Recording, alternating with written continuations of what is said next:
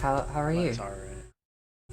I'm doing fine. Let me mute this game I'm currently in so I can actually hear you. Alright. Sorry.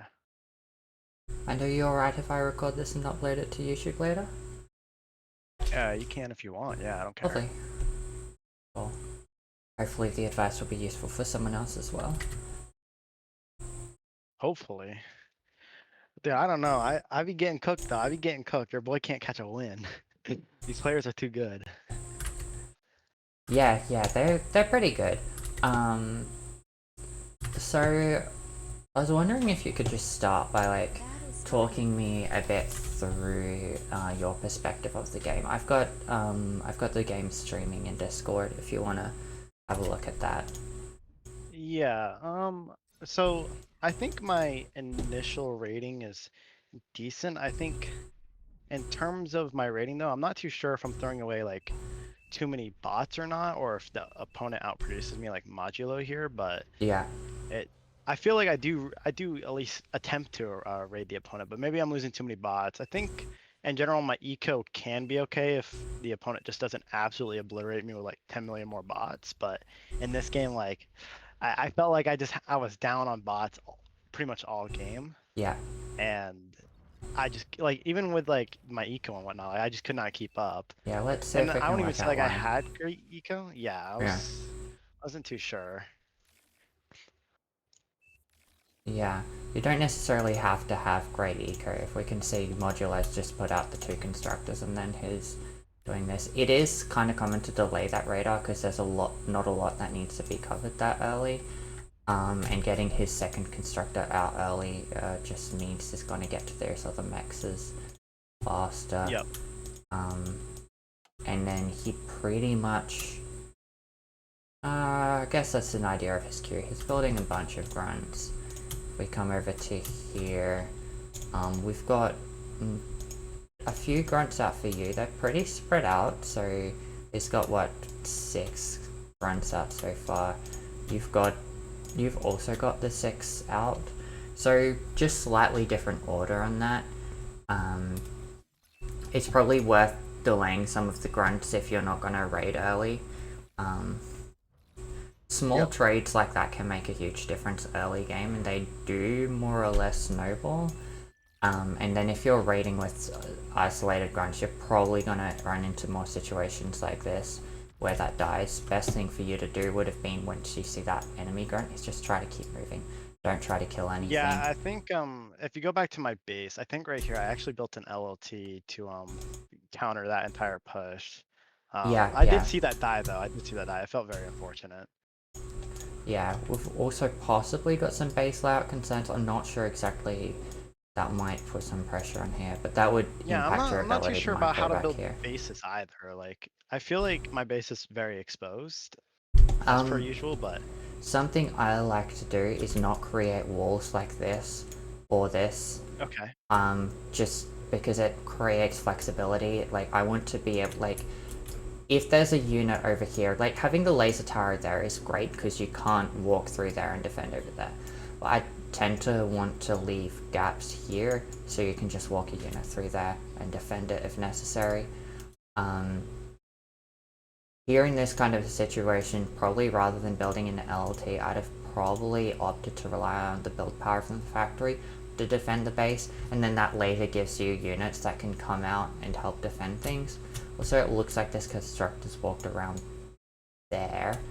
I'm not sure why that is, but I'd probably suggest you build a mech on the way over there. Okay, so you build that mechs first. I just didn't want to. I didn't know if like if it's a bad idea to build an LLT right there to defend the mechs, or if I just ignore it and just go It's build the probably mechs not and then. necessarily worth building an LLT there, especially because it's fairly close to your factory, fairly close to the radar. You've got a lot of warning to defend that. Over here is probably Okay. more of a concern in making sure it gets defended. In fact, you might even like opt to bring the constructor out there, mechs, and then radar over here, and that would give you a lot better early warning on raids coming down this side, rather than that, which only like scouts it to about there. If you're expanding over here, that's a lot more vision and a lot more preparation you can have. That's the difference between like that distance over here that's like 1,500 distance versus the distance from your factory. It's about the same. So you've got about, if you've got units back here defending your factory, with your radar up here, it's gonna take, like, by the time you react, it's already too late. He's already closer. Yep. But if you put the radar even slightly forward, then you've got a few seconds where you can react and pull units from over this area and still get there first. Okay, so from now on, I'll make sure to build that mech on a radar right there. That's actually a good idea. Yeah, and then you can possibly do a similar thing when you move over this way. It's going to be especially important because you've got a hill blocking a lot of vision on that far side of the hill. If you can get a radar over there, that'll give you a lot more radar past that. Yep. And again, yeah, I personally try to avoid building as many LLTs as possible. A lot of players are very in favor of LLTs, but I try to just make sure that I've got the ability to defend things from the base. Yeah, I agree with you on that one. Like, I do try to. I think in this game I actually build quite a few LLTs just because I didn't want to die immediately. But it is more of a coping mechanism than anything else. And generally speaking, if you're going for LLTs, I'd advise it's better to play a little more defensively, because your unit pressure over here is going to be greatly weakened. Like, each laser tower, depending on whether you're more metal or energy constrained, that might be like, well, each laser tower is less energy than a grunt. So if you're energy constrained, that's a great option. But if you're metal constrained, then it can be up to like 3 grunts. Or I think 4. Easily 4 I don't know how much grunts. That's 36 metal for a grunt. Okay. So yeah. So more than 4 grunts that you sacrifice by building those 2 LTs if you're metal constrained. You're probably more energy constrained at the moment given these numbers. And it would just make sense to play a little more defensive given that. Okay. More defensive and build power heavy. Getting this grunt over here, if you I think you snuck through like this gap in line of sight, which is pretty good. Yeah, again, that's a great example of like the limitations of vision. And that's great that you played to it. Probably like speaks to like this being a better angle to raid than up there. But also that depends, like, where does he build his radar? Does he build it there, or does he build the radar over there, you know? And then if he built the radar over there, then he wouldn't have, like, coverage of this side, and then you could raid through that side. So it's kind of good that you raided from both sides on that. It would have just been great if you don't lose the single units here. With this kind of raid over here, I'd probably put more emphasis into regrouping over there. You don't have a lot of vision on the base, but you do know the commander's over there, so I would make the last direction you want to go is over here. Probably from this, you could probably tell that the factory's right here, which means any defending units are going to be coming that way, so you're heading into where he's strongest. I would probably regroup these to a point around here, and then bring them down. That does a few things. Firstly, it groups your units, so it's harder to pick them off. Secondly, it moves away from where he's strongest. Third, it puts your pressure at the back of the map, which means it's pulling his units further away from your base. Okay, yeah, actually that does make sense because it would be a heavy tax on his APM too, to at least some extent, which is what he did to me, to be fair. Yes. I guess I realized that in retrospect. He's literally doing it on the opposite side. Yeah, he is. He doesn't have the group. If these were grouped, those would be dead straight off the bat. Because they're not, you might be able to, like, he does run past, but you could have, like, picked off that grunt maybe. Yeah. And here, like, seeing those grunts go down, given that you were 4 against 3, you've kind of traded more or less even. One of them was like 1 shot dead, so you had a slight advantage, and that shows with you ending up with like a slightly advantageous position. But again, from this position, rather than pulling that back, this is a no man's land where you don't really have much information pressure or anything, I'd bring this grunt down this way. And then if I it's think he pressured, actually then you does can run back that up. way. I might be wrong on that. Okay. I, The other thing... Yeah, I just thought of APM. Yeah, the other thing would be regrouping with this one. That pulling out Yep. like that can be useful though if you're stuck trying to deal with this pressure here. But with this pressure here, I wouldn't be trying to deal with that out in the middle. I'd bring those over there to defend that. The laser tower will be up soon enough. And then your commanders over here to defend them if they head towards your base. So you're in a pretty solid position back at base. Okay. And so if you bring those two towards that mechs, then that kind of regroups them. And then you're probably in a situation where you'll probably end up finding that you have to back off. If you could scout more of the base, that would be great. But he does have radar coverage, and so he'll probably just push you out and back this way.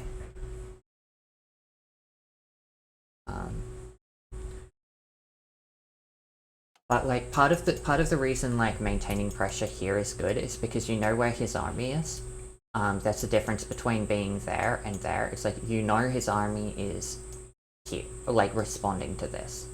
And so that's a good information even if you can't necessarily see his army. It provides you a bit of information and safety.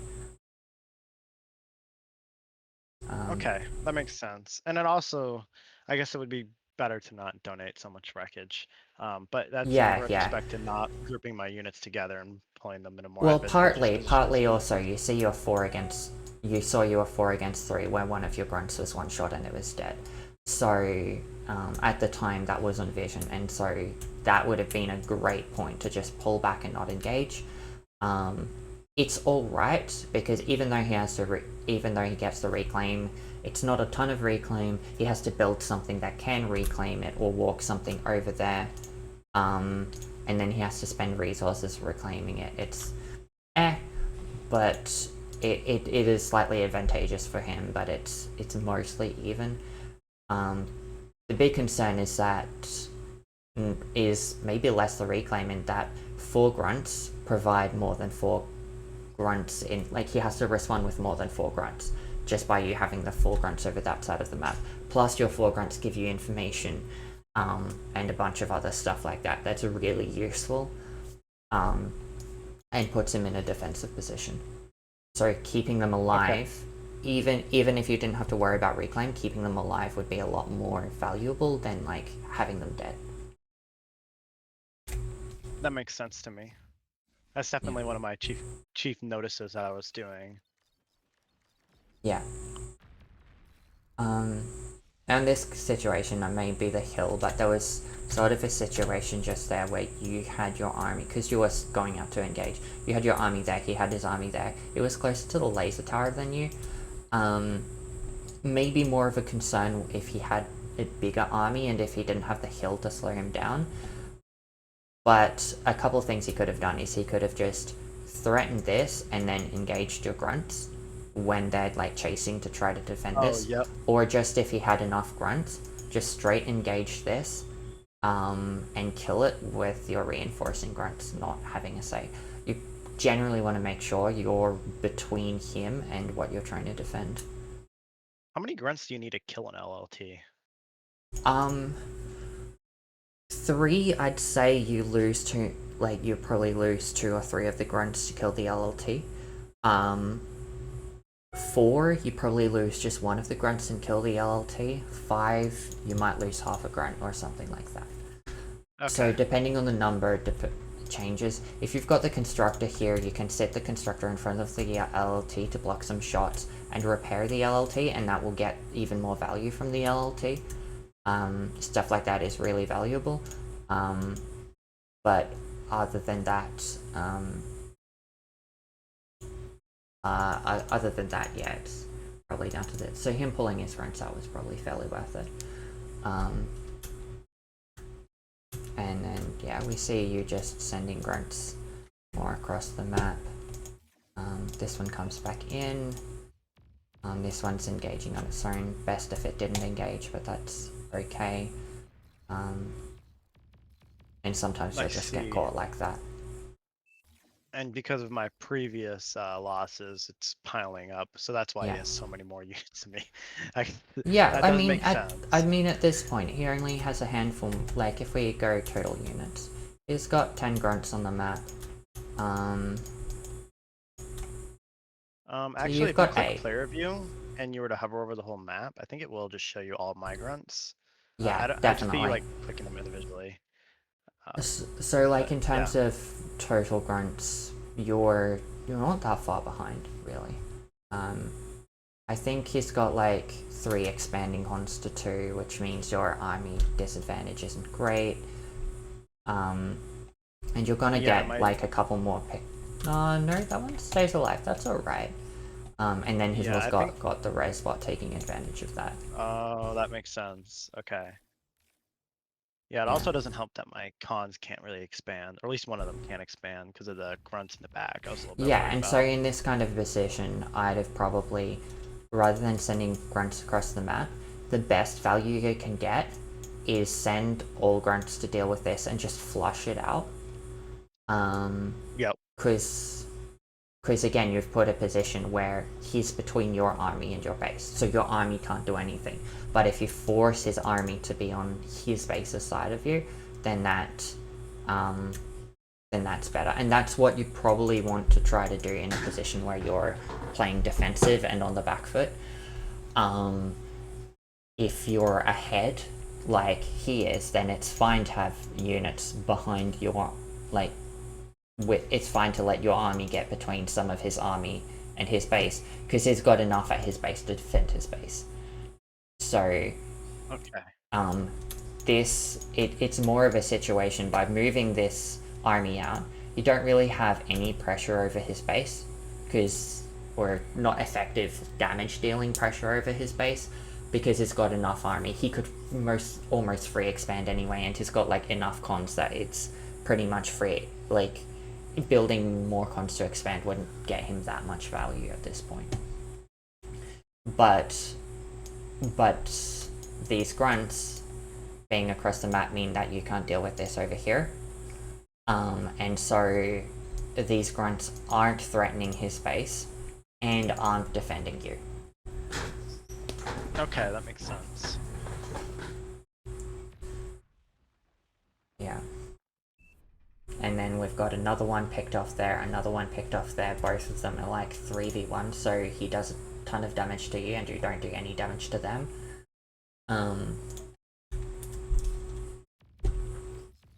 Another one gets picked off over here. It's a 1v1, so that's better than it could be. It's 1 for 1. But it's in his territory, so you want to be avoiding fighting. Here again, you're heading straight towards the base, and heading towards the base blind because you're not paying attention, which is essentially gift wrapping them to him, and Yep. saying Merry Christmas. He's just, you spot it, nice, but still, I wouldn't have done that at all, too much of a risk. Another 1 for 1, 2 for 1 there, so a great example of 2 for 1, you destroy half of one of his grunts and he destroys a full one of your grunt. Yep. Try to never fight at a numbers disadvantage, especially with like damage heavy units.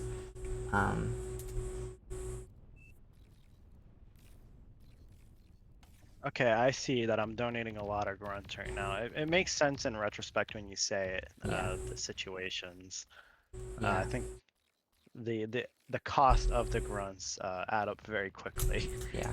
You got one pass, this is pretty good. And if you'd have been sending them down here, you'd have been getting a lot more value out of it. Yep. When you've got something strong like a commander, it's extremely valuable to walk a commander directly at the enemy base. Because if it goes directly at the enemy base, number one thing is it's like this shield he can't go through. And so he has to go around to go to your base, which is extremely useful. And the further across the map you get, the more powerful that is. But with units, and units can do that somewhat if you're, say, in a defensive position. But with units, if you want to pressure his base, because his commander, his build power, everything is there, by going here, like, you give him like the localized advantage. Like he's going to be like strongest in that kind of a thing. You move just this way, and then suddenly it's like you've got a much more powerful thing on the map. And then because you've got the power over here, you can move over here, and then you change that power line to something like that. And then you can just keep moving that around until he can't defend over there. Because you've also got backup pressure from here, which avoids it from getting too bad for you in like where you have control over the map. And you can think of it like the two with mobile units, they exert some sort of a outward pressure from where the army is, and then factories and any sort of build power, or generally factories, but less so any sort of build power, exerts like outward pressure on the map. And so you can kind of think of like map controllers. Say you had a massive army here, it's like you kind of have dibs over like maybe that part of the map, and that's like what you control, because this gets there and destroys anything faster than this can reinforce it. That makes sense, because his thing is going forward too. Yeah. So you'd have to walk around his base. Yeah. But then you've also got this pressure here that can reinforce anything up to like the midway between these two factories. So you can kind of think of map control in that sort of sense. My question to you is, when exactly do you even walk your commander out of your base? Because when you walk your commander out of your base, I mean, like in a disadvantaged position like mine, maybe not, but like in general, like when do you know you're good to walk your commander out of your base so it doesn't so your stuff doesn't get nuked per se? It's sort of a build power consideration for me. Build power, okay. Yeah. So depending on the map, I'll try to have probably about vaguely in the realm of like the construct commander's amount of build power. And of course, on a bigger map where you're further apart, the commander's going to be less impactful moving out of base because it takes so long to get anywhere. It again, like the entire, like a lot of the time when it's moving across the map, it's just not giving that much of a benefit. Especially on a map like this, which is split in half. So if you've got a commander over there, the commander has no say over like that part of the map at all. That makes sense. And part of the value of having a commander for it is then you have additional build power to put down an additional factory that provides additional pressure. But part of the problem with that is that, again, you have a factory like here or whatever. It has no say, again, over that part of the map. And so if you shift build power away from that, this isn't going to help provide any control over here. And so you've just weakened yourself over this side of the map. And it's like kind of fair because but if you because like you're securing this part of the map to give him that part of the map, but you just need to be aware of that. And it's just weaker, you know, because it would have more influence if this crack wasn't there. Okay. But yeah, in this sort of a situation where you're this, it's like, you're at a massive army disadvantage and he's pressuring you. He's at a massive eco advantage. Probably at this point, I'd put a huge emphasis on just pull back and play to your strengths. On your side of the map, you have increased vision. You're further away from all his strengths. That's probably where you want to be playing. And that's where you want to be looking for his mistakes, because that's where he's going to be most prone to making mistakes and overstepping and stuff.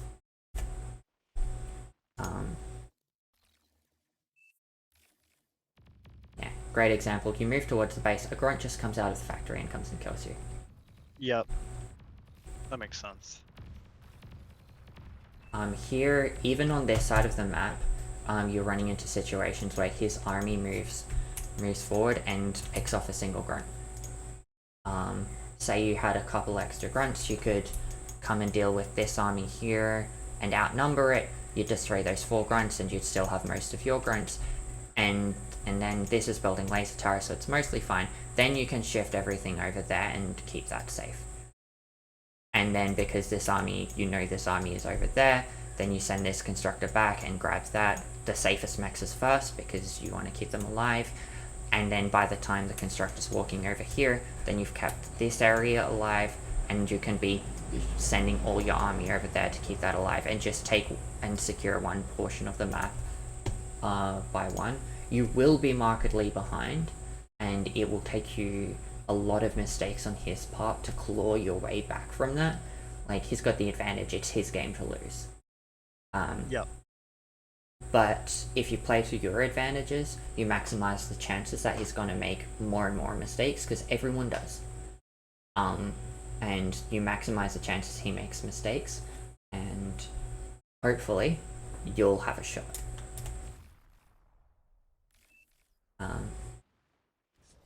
Resbot coming out, that's great. I don't actually normally res because I don't know why. Okay. I'm so used to team mode. I think I believe the res bots are not that effective when I'm playing. Yeah. But I think that's because I'm not used to resing grunts. I'm used to resing like, or attempting to res like hanks and stuff that take forever to res. Let's put it So this that's way. probably on me. If you reclaim, it does nothing for you right now because you've got 550 metal in storage. Yeah. Another thing is often the problem with like reclaiming resurrecting something in his territory is it takes a really long time and you're stuck in one location. You're really vulnerable. And it takes a long time to return benefit. If you're in your territory, you've got all the time in the world. Not exactly, but given that you've got time-ish, and you've got the resources, so I think you've got resources hanging around, so it's definitely worth just spending those resources on resurrecting them rather than getting yourself another influx of resources. This is an example of a point at which maybe drop one more construction turret here. You've got radar, so you've got an idea of the impending things. You know you have resources you can use, and you know it's this kind of place where he's like pressuring you on your side of the map and trying to take back and because you're not pressuring him on his side of the map. So this would be a great opportunity to walk the commander out of the base. You've got laser towers, you've got build power to build laser towers, you've got vision and time to build those laser towers. This commander, I'm not sure exactly what I'd do with it. I might want to like push it over here to get vision or stuff, but then it's like hung away from everything. Maybe what I do is push it out there, defend those wrecks to give you the time and space to reclaim it, establish further forward vision, something over there that provides you a good healthy vision of all those major mech spots, not the hill, but something like that, and then provides you the tool to start making use of this constructor over here. Then the factory can, now that this is secured with your commander, the factory can send units back over there to establish control over this area of the map, and you can start pushing that forward, and you can push out the line of the map to about there, probably. Okay. And then once you start pushing him out, then you can drop a few constructors and start getting these metal extractors on that line. Your commander will, you can get one on this line, you've got this constructor to go that line, maybe back it up with a second constructor. It's going to be really far away from any help you can give it, so adding an additional constructor will make it far more reactive. You can drop laser towers or whatever. This constructor can take this line of mexes. I'd skip this one because you want to get to this 3 mexes. You can grab that one later with like that constructor can go over there and come back, or something like that. And then your commander can come out there and start pushing down this line. And that's how I'd approach this sort of a situation when you're on the back foot. That makes sense. Definitely need to push. Yeah, it would not be a bad idea to push my commander out to clean that area. Yeah, and like the idea of like you're no longer fighting on his side of the map, you're fighting on your side of the map. So the question of like, is it going to take too long for my commander to walk to somewhere where it's useful? It's like, it's immediately going to be useful the instant it emerges from that side of the base. So you don't like, you're getting great value from it immediately. And then because you're more using the laser, the line of sight on the commander, stuff like that, and its ability to walk, you're making like better like utilization of the value in the commander, which is going to get you more value over time than if you just sit it in the base. That makes sense. I kind of treat him as a build turret, which I probably shouldn't. He is a build turret, and he should be constantly building, and constantly shooting, and constantly soaking damage for your other units so that the other units don't die. And it should be degunning if you can. And it should be in a position where something else can't see so that it's gathering as much information at time, you know? Yep. Maximizing that value you get out of it. I'd probably liken high skill players to like, they get more value out of each individual unit over time. It's not about getting value, making something that's worth it, it's being maximally worth it, you know? Yep. Which I definitely did not do with my runs. Yeah. Too many pointless raids. Yeah. You can go vehicles right now. I wouldn't.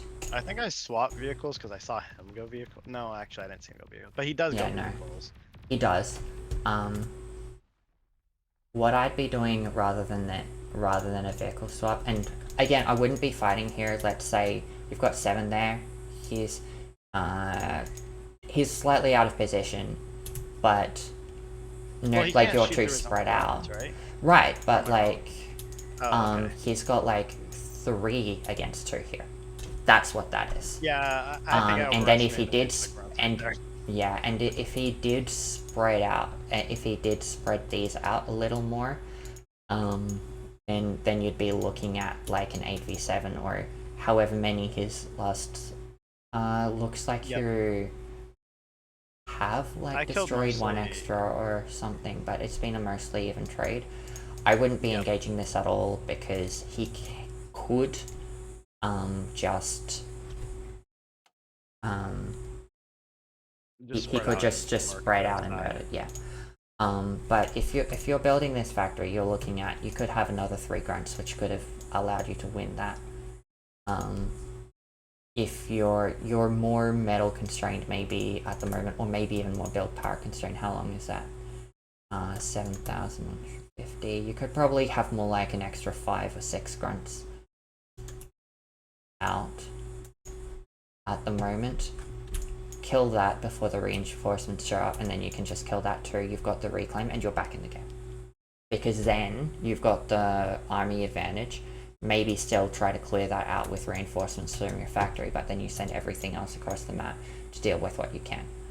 Be careful, because he's got units coming out of his factory, and he will respond, and you'll only be able to do so much.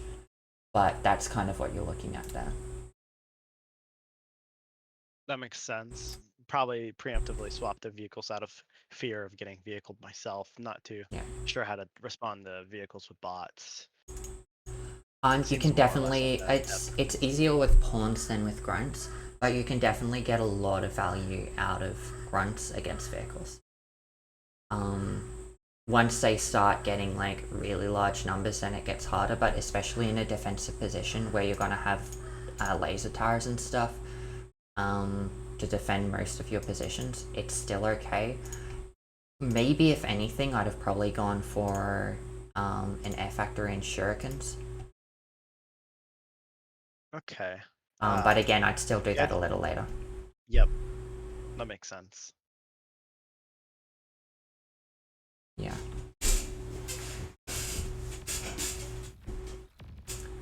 Yeah, he picks off your grunts. You had a reasonable number of grunts, but they get split up and picked off by an outnumbering army.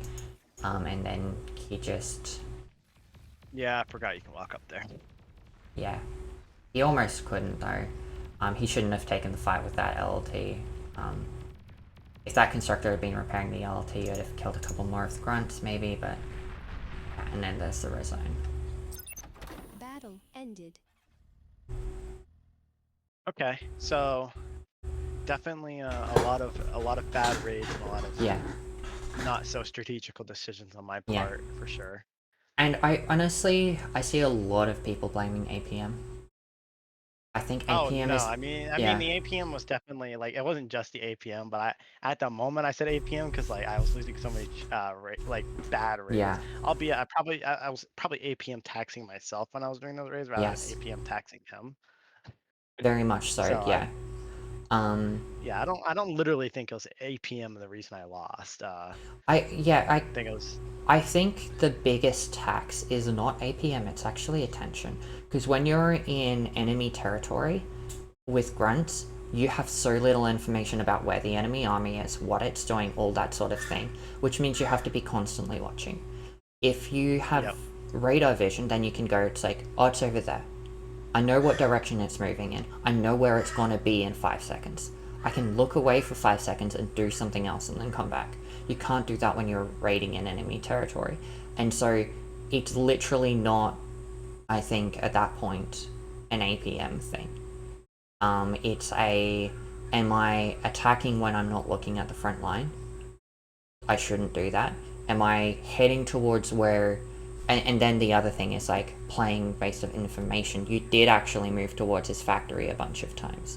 And every time you do that, you do have a bit of information about that's where his army is definitely going to be, and that is where he's definitely moving towards you because he's moving away from his factory. And if you're moving towards his factory, then you've got even less time to respond because you're moving towards each other, not just you moving towards him, you know? Okay. Yeah, that makes sense. I definitely probably shouldn't have kept walking in the direction of his factory, or not in a direction of his factory, but probably Yeah, shouldn't have kept donating young grunts directly definitely. towards his factory. Yeah. The greed has gotten to me. Yeah, yeah. And honestly, I want to recommend that you, like, when you get into a losing situation like that, even at the point you're at, it's like, don't it tell me if I'm wrong, because I'm kind of a player who hates to resign ever. I've got a bit of a reputation for it at the moment, but Yeah. one of the reasons I do that is because I've got this mentality about playing a losing game.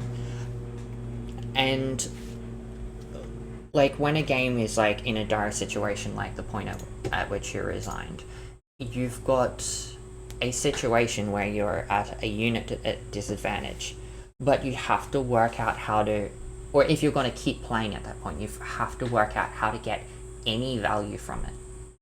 And so that's extremely valuable to really deeply study that and go and then make sense of any situation where you end up locally in that sort of a situation in the game. Like, say, if you've lost a battle on the front line rather than losing the entire game, it's like, how do I get value out of this situation? How do I consolidate and keep playing and make and like lose as little as possible in that situation? And playing out that end portion of the game is extremely valuable for that. For the winner, it's also extremely valuable for the person who's in the winning position to play that out, because then they get their actual understanding of how to take that winning position and convert it into a win. I've had games where So I win because I know normally, how to provide uh, value in that end game, and the enemy doesn't, and so they're literally sending like juggernauts at me, and they can't kill me because they don't know how. yeah, that makes sense. Normally I don't resign, but I don't like if the enemy is above like 35 OS, I Yeah. don't like to drag out the game. Albeit I do think you're right. There is something to be gained from defending and taking back the game. But when I think in my position, actually no, I know in my position I was definitely outbeaten by the amount of metal. Like I knew I was about 300 Mm. or 3 times or 4 times less metal than he had. Yeah. and I just didn't want to like drag out the game because we do have a kind of a lobby going. But I Yeah. agree with you. Yes, normally in cases where the enemy is like 35 OS and below, I will play out the game, but not in a situation where the enemy is whatever the amount of OS modulo is, which I'm not even sure. I think it's like 40 something. Yeah. And I'm I also like, I guess I'm lucky to play him because I'm only 12 OS, so you know I'm kind of glad he played me. He's a pretty good player. I But this was a very valuable yeah. to learn how many grunts I throw away, plus Don't all don't the put other tactical yourself decisions. don't put yourself down so much though. It is valuable for the community, including those watching, including the high skill player you're playing against, to experience that playing out of the game. It helps the community mature. At least that's what I believe about it. And I believe that in the face of a lot of people who like don't agree, but if someone doesn't want to watch the end of the game, like 1v1 is not 8v8 where it's really difficult to start another game. And I believe this is like playing out the end of the game is valuable in 8v8 as well. But in a 1v1, it's super easy. If there is like two people in spec chat who want to play, they can just go play. If they don't want to watch the rest of the game, they can very much just go play. And so I don't think you're really robbing anything from them in the chat. And even if you are costing someone the opportunity to go into the next game, I think I think there's such great value in properly rounding out a game. You're going to mature as a player mentally, in terms of your mentality, in terms of rolling with the blows, in terms of like how you approach the game generally. That I think, and then that your maturing is going to be a blessing to the community too. That I think it's incredibly important to play out the end of the game for that. And don't put yourself down saying you're like a 12 OS. Like, the community needs the 12 OS players to keep continuing and keep going on. Like, the 12 OS players prop up the 60 OS players in their own way. Of course, it's a lot more fun to be a 60 OS player in a lot of ways, and I encourage people to aspire towards that, but like, you're a necessary part of the community, and you're a necessary part of anyone going through that journey from a new player to getting up there. And everything you learn is going to flow out to the community as a blessing. That's a reasonable stance on it. I don't think it's unreasonable by any means. Yeah. A little bit too mature, reasonable. No, that's a. I think that's a very, very fair and reasonable response. I don't think you're out of the way. Like, maybe you're seeing the bigger picture, which as in this game was not seeing the bigger picture. So I think Yeah. what you said was fair. I definitely don't disagree with you by any means. Cool. It's good to hear what you think about that. Yeah, so yeah, Well, I appreciate the advice you decided to give me. I wasn't expecting a response so quick. I just happened to be on, and I was literally looking, because I was looking for a video to like edit and upload, and I really wanted it to be a replay review because I've just done a couple like gameplay videos on my channel, and I was like, where can I find one? And then you post this like looking for a replay review, and I'm like, okay, let's do that. So thank you very much, great timing. Yeah, and then it's always fun. I'll check out your channel. I Oh, didn't know cool. you had one. Yeah. But yep, I'm gonna go back to practicing, see if I can't get a win. Yeah. All the best with that. Good luck and definitely have fun. Yep, you have a good night. Alright, see ya.